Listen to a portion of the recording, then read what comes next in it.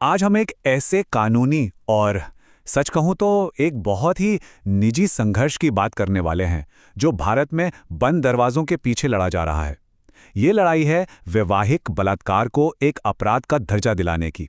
और ये सिर्फ कानून का सवाल नहीं है, बल्कि लाखों लोगों के सम्मान और भरोसे का भी सवाल है। ये जो शब्द आप सुन रहे हैं ये शुभांगी के हैं, एक ऐसी महिला जो इस दर्द से गुजरी हैं। आप सोचिए, ये सिर्फ कोई शारीरिक चोट नहीं है, ये उस भरोसे का टूटना है जिस पर शादी का पूरा रिश्ता टिका होता है। ये एक ऐसा विश्वासघात है जो इंसान को अंदर तक झकझोर देता है। और पता है, यही तो इस पूरी कहानी का सबसे बड़ा, सबसे चौंकाने वाला पहलू है। शुभांगी जिस पीड़ा और विश्वासघात को महसूस कर रही हैं, भारत का कानून उसे शादी के रिश्ते के अंदर अपराध मानता ही नहीं है। ये एक ऐसी कानूनी खामी है जो लाखों महिलाओं को वहीं असुरक्षित छोड़ देती है जिसे वो अपना सबसे सुरक्षित ठिकाना समझती हैं। तो चलिए थोड़ा और गहराई में उतरते हैं और समझते हैं कि ये कानूनी विरोधाभास आखिर है क्या। ये कोई नया कानून नहीं है, बल्कि एक बहुत पुरानी विरासत है जो आज भी महिलाओं को उनके बुनियादी अधिकारों से दूर रख रही है। तो ये सब कुछ शुरू होता है भारतीय दंड संहिता की धारा 375 से। ये कानून बलात्कार को तो परिभाषित करता है, लेकिन इसमें एक एक्सेप्शन यानी एक अपवाद है। और ये अपवाद कहता है कि अगर कोई पति अपनी 18 साल से ज्यादा उम्र की पत्नी के साथ उसकी मर्जी के बिना यौन संबंध बनाता है तो उसे बलात्कार नहीं माना जाएगा। और हाँ, ये कोई आज का बनाया हुआ कानून नहीं है, बल्कि अंग्रेजों के जमाने का है जो आज तक चला आ रहा है। अब जरा इस पर नजर डालिए, ये जो फर्क है वो कितना साफ साफ दिखाई देता है। अगर कोई महिला अविवाहित है तो कानून उसे उसके पार्टनर के यौन उत्पीड़न से बचाता है, लेकिन जैसे ही वो शादी कर लेती है वही कानूनी सुरक्षा उसे अपने पति के खिलाफ नहीं मिलती। मतलब एक ही काम, लेकिन शादी के रिश्ते के आधार पर कानून उसे अलग अलग नजर से देखता है। लेकिन देखिए, ऐसा नहीं है कि इस अन्याय के खिलाफ कोई आवाज नहीं उठी। दशकों से एक बहुत लंबी और मुश्किल लड़ाई लड़ी जा रही है। एक्टिविस्ट, वकील और खुद पीड़ित महिलाएं न्याय के लिए अदालतों के दरवाजे खटखटा रही हैं ताकि इस पुराने और भेदभाव भरे कानून को बदला जा सके। तो ये लड़ाई आज की नहीं है, इसका सफर बहुत लंबा है। अंग्रेजों के जमाने में बने इस कानून को बदलने की मांग हाल के सालों में बहुत तेज हुई। 2017 से कई याचिकाएं दायर हुईं, मामला दिल्ली हाईकोर्ट पहुंचा, लेकिन मई 2022 में वहां के जज इस पर एकमत नहीं हो पाए, फैसला बंट गया। और अब ये मामला आ पहुंचा है भारत की सबसे बड़ी अदालत यानी सुप्रीम कोर्ट में, और पूरे देश की नजरें इसी फैसले पर टिकी हैं। अब जो दिल्ली हाईकोर्ट का फैसला आया वो इस पूरे मामले की उलझन को और भी साफ कर देता है। 2 जजों की बेंच थी। एक जज ने कहा कि ये अपवाद सीधे सीधे संविधान का उल्लंघन है, ये महिलाओं के समानता और सम्मान के अधिकार के खिलाफ है। वहीं दूसरे जज ने तर्क दिया कि कानून शादी को एक अलग नजर से देख सकता है और ये भेदभाव उचित है। इसी असहमति की वजह से ये मामला सुप्रीम कोर्ट पहुंचा। अब इस पूरी कानूनी लड़ाई के बीच में एक बहुत बड़ा मोड़ तब आया जब भारत सरकार ने इस मामले पर अपना आधिकारिक रुख सुप्रीम कोर्ट के सामने रखा।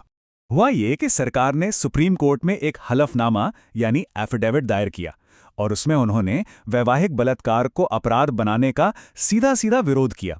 ये एक बहुत बड़ा डेवलपमेंट था, क्योंकि सरकार का रुख अक्सर ऐसे मामलों में बहुत मायने रखता है। तो सरकार का कहना क्या है?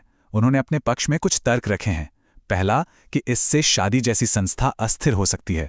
दूसरा, ये कि इसका गलत इस्तेमाल पतियों को परेशान करने के लिए किया जा सकता है। तीसरा, कि कोई भी फैसला लेने से पहले समाज के सभी वर्गों से बातचीत जरूरी है। और आखिर में कि इस एक कानून को बदलने से कई दूसरे कानूनों में भी बड़े बदलाव करने पड़ेंगे। चलिए, इन कानूनी और सरकारी तर्कों से थोड़ा हटकर वापस इस मुद्दे के मानवीय पहलू पर आते हैं। मतलब उन लोगों पर जिनकी जिंदगी इससे सीधे तौर पर जुड़ी है। आखिर इस कानून का उन पर क्या असर पड़ता है जो इसका दंश हर रोज झेलते हैं? सबसे पहले तो ये समझना जरूरी है कि दुनिया इस बारे में क्या सोचती है। आज दुनिया के 100 से भी ज्यादा देश ये मान चुके हैं कि शादी बलात्कार का लाइसेंस नहीं हो सकती। उन्होंने अपने कानूनों में बदलाव कर लिया है। इस वैश्विक सहमति के बीच भारत का ये कानून एक पुरानी और पिछड़ी सोच का प्रतीक बनकर खड़ा है। सरकार के इस रुख के बाद याचिकाकर्ताओं के वकील करुणानंदी ने जो कहा वो बहुत कुछ बयां करता है। उन्होंने इसे महिलाओं के अधिकारों और सम्मान के लिए एक बहुत बड़ा कदम पीछे बताया, और ये सिर्फ उनकी नहीं बल्कि कई कार्यकर्ताओं और पीड़ितों की भावना है। और अगर किसी को लगता है कि ये समस्या कितनी बड़ी है तो जरा ये आंकड़े देखिए। ये 2018 का सरकारी सर्वे है।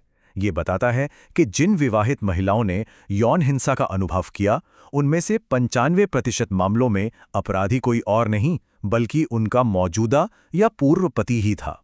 95%! ये आंकड़े इस समस्या की गंभीरता को साफ साफ दिखाते हैं। और जानते हैं सबसे खतरनाक बात क्या है? ये कानून सिर्फ एक कानूनी धारा नहीं है, ये समाज को एक बहुत ही खतरनाक संदेश देता है। ये उस सोच को बढ़ावा देता है कि शादी के बाद एक महिला अपने पति की संपत्ति बन जाती है और उसका अपने शरीर पर कोई अधिकार नहीं रहता। वो ना कहने का हक खो देती है। ये सीधे सीधे किसी भी इंसान की शारीरिक स्वायत्ता यानी बॉडीली ऑटोनॉमी के मूल अधिकार पर हमला है। तो आज हम एक ऐसे मोड़ पर आकर खड़े हो गए हैं जहां एक तरफ कानून है, दूसरी तरफ सरकार, और इन सबके बीच में है लोगों के बुनियादी अधिकार। ये मामला सिर्फ एक कानून में बदलाव का नहीं रह गया है, बल्कि ये सम्मान के एक बहुत ही बुनियादी सवाल से जुड़ गया है। तो स्थिति अब बिल्कुल साफ है। वो पुराना औपनिवेशिक काल का कानून आज भी लागू है। सरकार उसे बदलने का विरोध कर रही है और अब सभी की निगाहें देश की सबसे बड़ी अदालत सुप्रीम कोर्ट पर टिकी हैं, जो इस ऐतिहासिक मामले पर अपना अंतिम फैसला सुनाएगी। और आखिर में हम आपको एक सवाल के साथ छोड़कर जाना चाहते हैं। सरकार का तर्क है कि शादी जैसी संस्था को बचाना जरूरी है, लेकिन सवाल ये उठता है कि क्या किसी संस्था को उसके अंदर मौजूद इंसानों के सम्मान, उनकी सुरक्षा और उनके अधिकारों की कीमत पर बचाया जा सकता है या बचाया जाना चाहिए? इस पर विचार जरूर कीजिएगा।